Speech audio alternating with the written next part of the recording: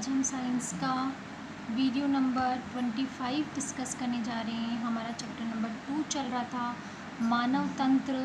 मानव तंत्र में हम आहारनाल पढ़ रहे थे और आहारनाल के कुछ जो अंग हैं उनके बारे में हम अध्ययन कर चुके हैं, जैसे मुख गुहा और उसके बाद ग्रसनी और भोजननाल या ग्रसिका। इन सब के बारे में हम पढ़ चुके हैं। आज के वीडियो के अंदर हम किसके बारे में पढ़ने जा रहे हैं? आमाशय के बाद आपको पता है ग्रसिका या भोजन नली जो होती है वो नीचे जाकर किस में खुलती है? आमाशय में खुलती है।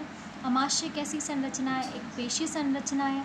कहाँ पाई जाती है? उदर गुहा में बाईं ओर, क्योंकि दाईं ओर यकृत होता है तो उदर गुहा में पाई जाती है बाईं ओर। और कहाँ होती है ये? मध्यपट या डायाफ्राम के नीचे। देखो वक्ष गुहा का अंतिम भाग हो लगता है डायाफ्राम या मध्यपट, और वक्ष गुहा के बाद क्या स्टार्ट हो जाती है? उदर गुहा। तो कहाँ पाई जाती है ये वक्ष गुहा का जो अंतिम पार्ट है डायाफ्राम, उसके पीछे की तरफ स्थित होती है ये। ठीक है। एक आमाशय में कितने समय तक भोजन ग्रहण कर सकता है?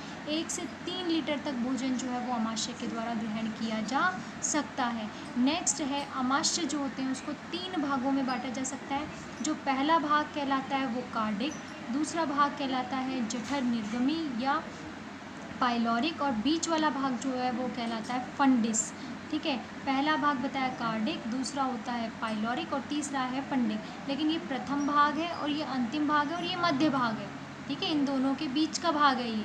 ठीक। तो आमाशय जैसे ये है वाला पार्ट है, जैसे ये आमाशय मान लीजिए। ठीक है।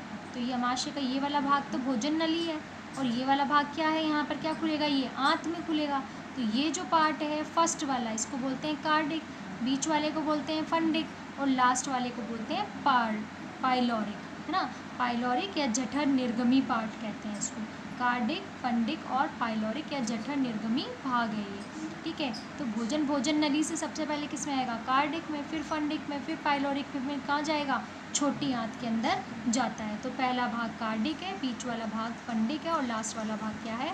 जठर निर्गमी भाग है।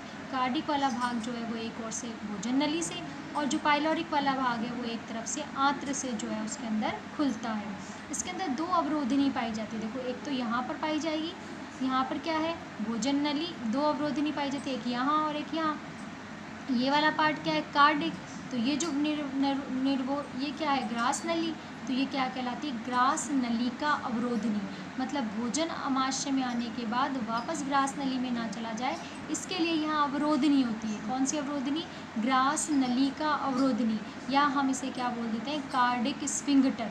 क्या बोल देते हैं? Cardiac sphincter. इसी प्रकार जो है वो पाइलोरिक वाला भाग जहाँ छोटी आंत में खुलता है वहाँ पर होता है जठर निर्गमीय अवरोधनी, क्योंकि ये वाला भाग जठर निर्गमनीय है तो इसलिए ये वाला पार्ट क्या कहलाती है? जठर निर्गमी अवरोधनी। इस प्रकार 2 अवरोधनियाँ जो है वो इसके अंदर पाई जाती है। आमाशय जो होता है वो एक पेशी अंग होता है, जे आकार का अंग होता है, और इसमें भोजन को अच्छे से मथा जाता है। भोजन का पाचन यहाँ संपन्न होता है। जो इसके अंदर जठर ग्रंथियाँ होती है वो इसके फंडिक वाले पार्ट में होती है। जठर ग्रंथियाँ जठर रस स्त्रावित करती हैं। जो जठर रस होता है उसके अंदर जो है HCl है। इसके अलावा जठर रस के अंदर पैप्सिनोजन, प्रोरेनिन एंजाइम्स होते हैं, और इसके अलावा श्लेष्मा प्रेजेंट होता है। ये क्या करते हैं? भोजन के पाचन में सहायता करते हैं, जिसके बारे में हम पाचन प्रक्रिया के अंतर्गत पढ़ेंगे। अब अगला भाग आता है छोटी आंत। छोटी आंत जो होता है वो पाइलोरिक वाला भाग जो होता है, यानी जठर निर्गमी भाग जो होता है वो पीछे की ओर किस में खुलता है? छोटी आंत में खुलता है। छोटी आंत जो होता है इसके अंदर भोजन का पाचन भी होता है, और पाचन होने के साथ साथ भोजन का अवशोषण भी होता है। छोटी आंत जो होती है यहाँ 3 भागों में इसको बांटा जा सकता है। नंबर 1 भाग जो होता है वो होता है इसका ग्रहणी। नंबर 2 पार्ट जो होता है वो इसका होता है, नंबर 1 भाग होता है इसका ग्रहणी। नंबर 1 पार्ट जो है छोटी आंत का वो कहलाता है ग्रहणी। प्रथम भाग होता है ये, आमाशय से जुड़ा होता है। आमाशय के जो पाइलोरिक वाला भाग होता है उससे ये जुड़ा हुआ होता है। इसके अंदर जो है ग्रहणी वाला जो भाग होता है इसमें आंत्र रस उपस्थित होता है।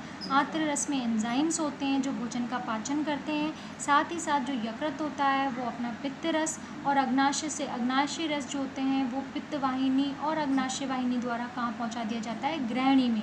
वापस सुन ले, ग्रहणी प्रथम भाग होता है, इसमें आंत्र रस होता है। इसके अलावा यकृत जो होता है वो पित्ताशय से पित्त रस जो होता है वो भी ग्रहणी में ले आता है। अग्नाशय से भी अग्नाशय रस ग्रहणी में आ जाता है और यहाँ भोजन का पाचन जो है वो संपन्न होता है। ग्रहणी के बाद जो होता है भोजन का रासायनिक पाचन होता है, यानी किसकी सहायता से पाचन यहाँ संपन्न होता है, एंजाइमों की सहायता से पाचन यहाँ पर संपन्न होता है, क्योंकि अग्नाशय रस में बहुत सारे एंजाइम पाए जाते हैं जो भोजन का पाचन करते हैं। कुछ एंजाइम आंत रस में पाए जाते हैं, वो भी भोजन का पाचन करते हैं, और पित्त रस भी भोजन के पाचन में सहायक होता है। नेक्स्ट है अग्र शुद्रांत्र। ये जो होता है वो छोटी आंत का मध्य वाला भाग होता है, एक तरफ से ग्रहणी से जुड़ा होता है, दूसरी तरफ शुद्रांत्र से जुड़ा होता है। यहाँ पर भोजन का क्या होता है, अवशोषण। जो भोजन ग्रहणी द्वारा पचा दिए गए हैं, पचित हो गए हैं, उन पचित भोजनों का अवशोषण कहाँ पर होता है, अग्र शुद्रांत्र, या फिर हम इसको बोल देते हैं जेजुनम, यहाँ पर होता है। नेक्स्ट है लास्ट पार्ट जो छोटी आंत्र का है वो कहलाता है शुद्रांत्र। ये सबसे लंबा भाग होता है छोटी आंत का, ठीक है। यहाँ पर जो है कुछ पोषक एंजाइम्स जिनका अवशोषण जेजुनम या फिर अग्र शुद्रांत्र में नहीं हुआ है, उनका पाचन जो है वो कहाँ पर होता है, इलियम वाले भाग में, छोटी आंत का जो सबसे अंतिम भाग है वहाँ पर इनका अवशोषण होता है, ठीक है। यहाँ पाचन की क्रिया भी होती है संपन्न, और साथ ही साथ यहाँ अवशोषण की प्रक्रिया मुख्यतः किनका अवशोषण होता है, यहाँ पर पित्त लवणों का, और पित्त लवणों के साथ साथ यहाँ पर विटामिन का जो अवशोषण होता है वो भी यहाँ पर होता है। पित्त लवण और विटामिन दोनों का अवशोषण जो है वो यहाँ पर होता है। नेक्स्ट है छोटी आंत के बाद अगला भाग कहलाता है बड़ी आंत। छोटी आंत के बाद अगला भाग क्या है, बड़ी आंत। बड़ी आंत जो होता है, क्षुद्रांत्र जो है वो किस में खुलती है, बड़ी आंत में खुलती है। बड़ी आंत जो होता है इसके अंदर जो है कुछ विशेष एंजाइम्स पाए जाते हैं जिनके द्वारा पचित भोजन की किण्वन प्रक्रिया की जाती है और उन्हें सरल करके पाचन में सहायता की जाती है।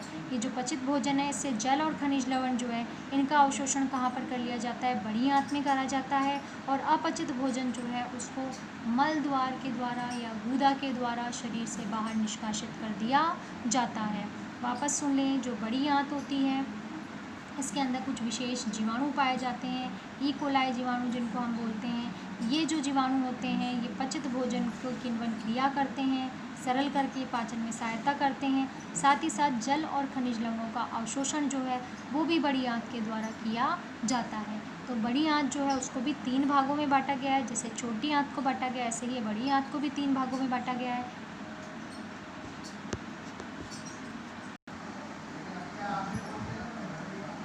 अंधनाल, पहला भाग जो होता है बड़ी आंत का वो क्या कहलाता है, अंधनाल। ये शुद्रांत्र से जुड़ा होता है। शुद्रांत्र छोटी आंत का अंतिम भाग होता है, तो ये बड़ी आंत का प्रथम भाग होता है। तो ये बड़ी आंत का जो प्रथम भाग है वो छोटी आंत के अंतिम भाग शुद्रांत्र से जुड़ा होता है।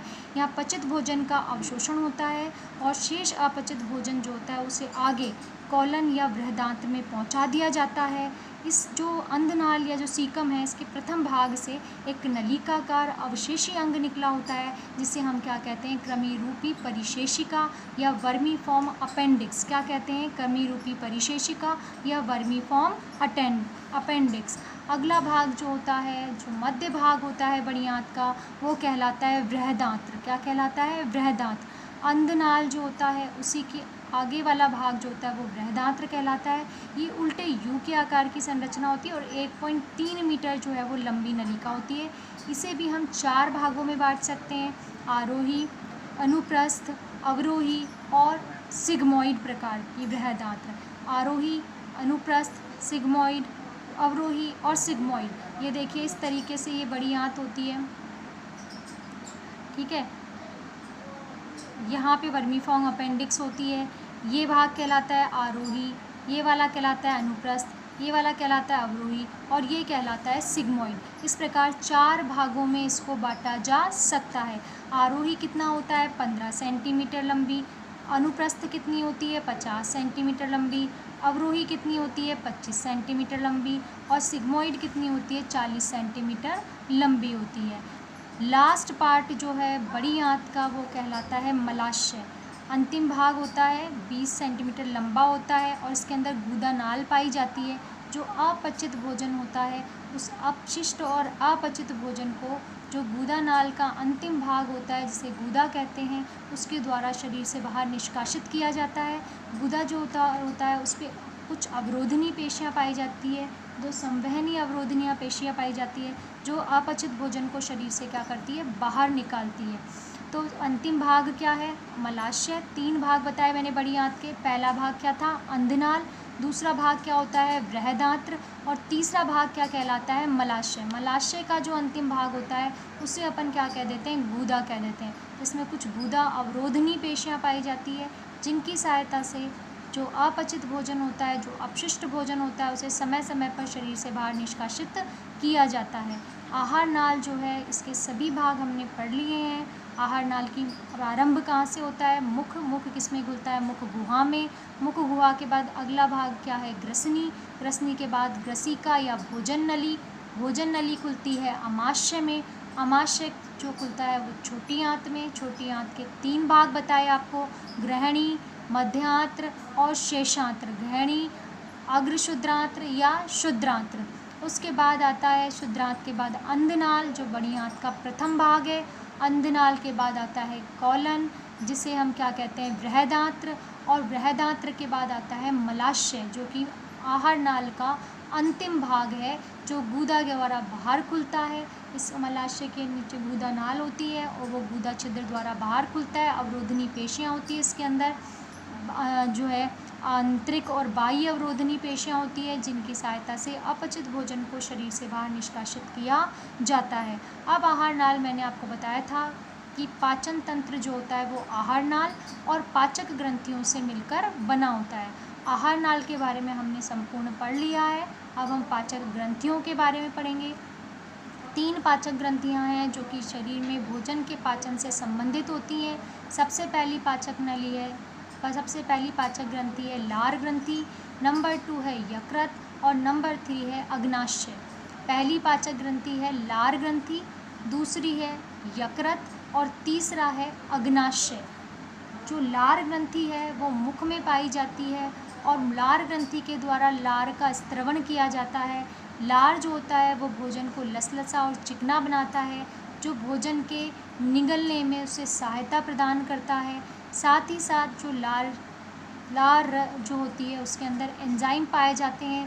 लारी अमाइलेज नाम का एंजाइम पाया जाता है, जो कि लारी अमाइलेज एंजाइम स्टार्च का पाचन करता है।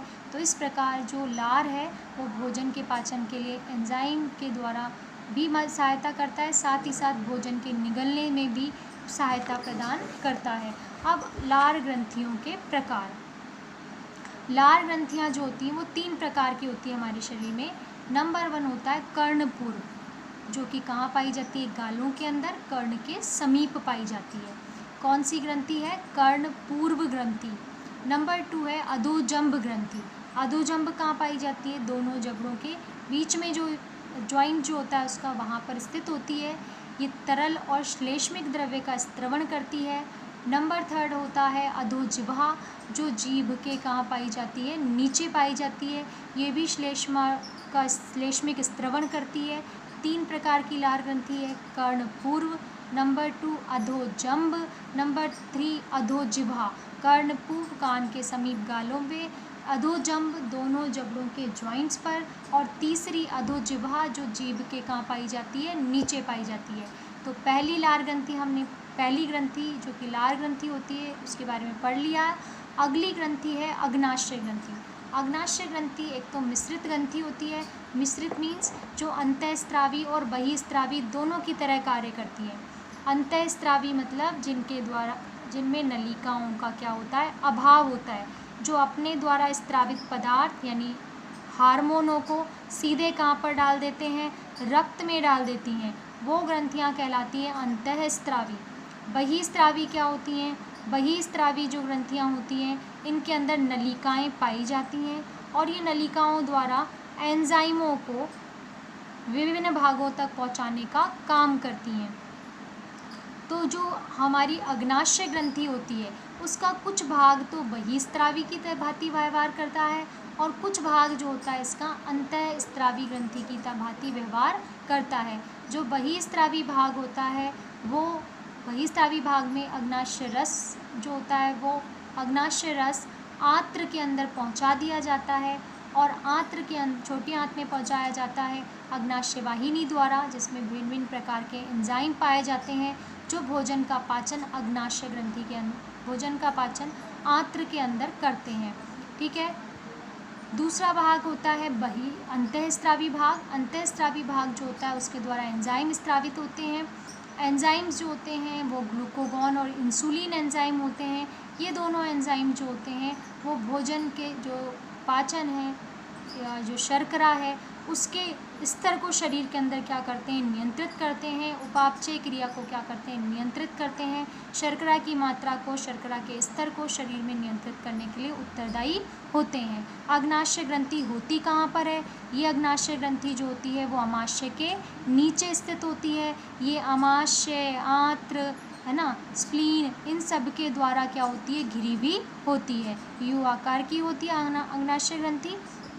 इन्हीं सभी से क्या होती है, घिरी हुई होती है। और कैसी ग्रंथि होती है? मिश्रित ग्रंथि। बहिस्रावी और अंतःस्रावी दोनों की भांति व्यवहार करती है। ये आपकी हो गई दूसरी पाचक ग्रंथि। जो लास्ट पाचक ग्रंथि है जिसके बारे में हम पढ़ने जा रहे हैं वो है यकृत। यकृत हमारे शरीर की सबसे बड़ी पाचक ग्रंथि होती है। यकृत हमारे शरीर की सबसे बड़ी पाचक ग्रंथि होती है। कहाँ स्थित होती है? ये डायाफ्राम के पीछे स्थित होती है। त्रिकोणाकार ग्रंथि होती है। पालियों में बटी होती है, दाईं पाली और बाईं पाली में विभाजित होती है ये। और इसके अंदर 1 लाख संरचनात्मक क्रियात्मक इकाइयाँ पाई जाती हैं जिन्हें हम यकृत पालिकाएँ कहते हैं। इस ग्रंथि के अंदर पित्ताशय स्थित होता है। ये पित्ताशय जो होता है वो पित्त रस का स्त्रवण करता है, जिस पित्त रस को पित्तवाहिनी ग्रहणी में पहुंचाती है, जहां ये पाचन की क्रिया में सहायता करता है। ठीक है, ये सबसे बड़ी पाचक ग्रंथि है। डायाफ्राम के नीचे दाईं ओर स्थित होती है शरीर में, क्योंकि बाईं ओर अमाशय स्थित होता है। ये दाईं ओर स्थित होती है। 2 भागों में बटी होती है। दाईं व बाईं पाली में विभक्त होती है। 1 लाख यकृत पालिकाओं से निर्मित होती है ये। इसके अंदर पित्ताशय होता है जो पित्त रस का स्त्रवण करता है, जिसे पित्तवाहिनी द्वारा ग्रहणी में पहुंचाया जाता है, जहां ये पाचन की प्रक्रिया संपन्न करता है। तो आज के वीडियो के अंदर हमने सभी पाचक अंगों के बारे में अध्ययन कर लिया, संपूर्ण पाचक तंत्र के बारे में अध्ययन कर लिया, आहार नाल के सभी अंग और पाचक ग्रंथियों के बारे में अध्ययन कर लिया। अगले वीडियो के अंदर हम पाचन की कार्यकी के बारे में अध्ययन करेंगे कि पाचन की प्रक्रिया कैसे होती है, कौन कौन से पाचक रक्त, जैसे मैंने आपको बताया मुख में कौन होता है, लार ग्रंथि होती है। लार ग्रंथि जो होती है वो लार स्रावित करती है, उसके अंदर पाचक एंजाइम्स उपस्थित होते हैं। नंबर 2 आता है आपका भोजन नली, जिसमें कोई पाचन नहीं होता। फिर आता है अमाशय। अमाशय में जठर ग्रंथि होती है, वो जठर रस स्रावित करती है, वो भी पाचन की क्रिया संपन्न करता है। उसके बाद आती है छोटी आंत। छोटी आंत के अंदर मैंने आपको बताया अग्नाशय रस, जिसमें विभिन्न प्रकार के पाचक एंजाइम पाए जाते हैं जो पाचन में मदद करते हैं। पित्त रस भी पाचन में सहायता करता है, और आंत्र का स्वयं का आंत्र रस जो है वो भी पाचन की क्रिया में सहायता करता है। तो इस प्रकार लार रस, जठर रस, अग्नाशय रस, पित्त रस और आंत्रीय रस, इन 5 रसों के अंदर उपस्थित विभिन्न पाचक एंजाइमों के द्वारा पाचन की प्रक्रिया को सफल बनाया जाता है, संपूर्ण किया जाता है।